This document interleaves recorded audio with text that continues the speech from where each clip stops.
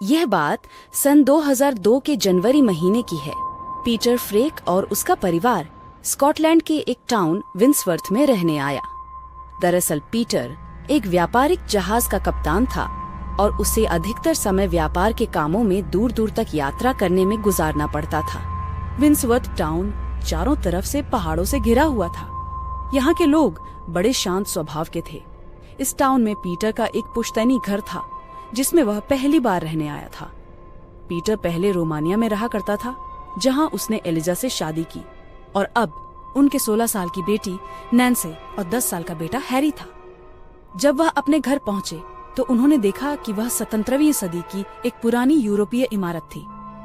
उस घर की देखभाल एक बूढ़ा व्यक्ति करता था जिसका नाम चार्ल्स था। चार्ल्स ने उन सबका स्वागत किया और उनको अंदर ले गया। उसने सबको सूप बनाकर पिलाया। वह विंसवर्थ की खूबसूरती के बारे में बता रहा था। तभी अचानक एलिजा बोल उठी, वैसे चार्ल्स, ये घर पहले किसका था? चार्ल्स ने कहा, घर किसी मारिया नाम की औरत का था। एलिजा बोली, तो अब उसका परिवार कहाँ रहता है? चार्ल्स ने कहा, वह अकेली रहती थी मैम।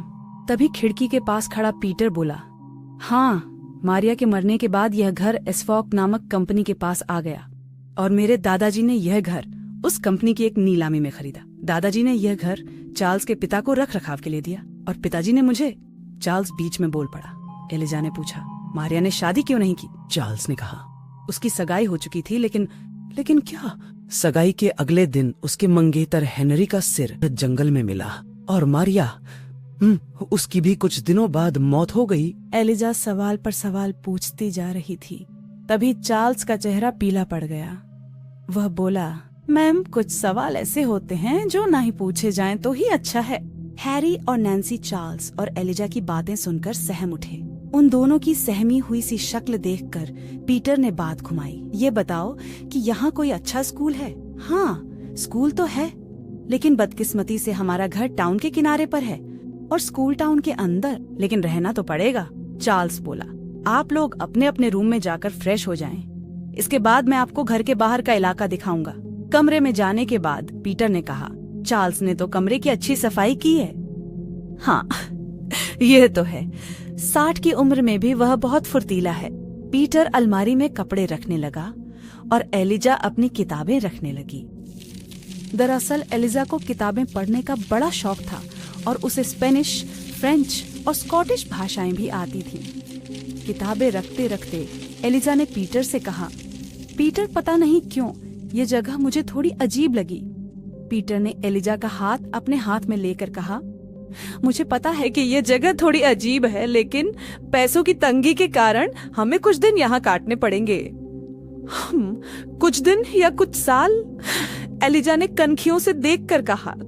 तभी पीटर और एलिजा दोनों हंस पड़े। बाद में एलिजा ने दोनों बच्चों का रूम भी सेट किया। बच्चों में नैन्सी बड़ी शांत, शर्मीली लड़की थी। उधर हैरी बड़ा शरारती। वे चारों फ्रेश होकर बाहर आए तो उन्होंने देखा कि चार्ल्स फूलों की क्यारी को पानी दे रहा है, लेकिन उस क्यारी में गुलाब के पौधे तो काफी हष्ट-पुष्ट थे, लेकिन दूसरे फूलों के पौधे बिल्कुल मुरझाए हुए थे।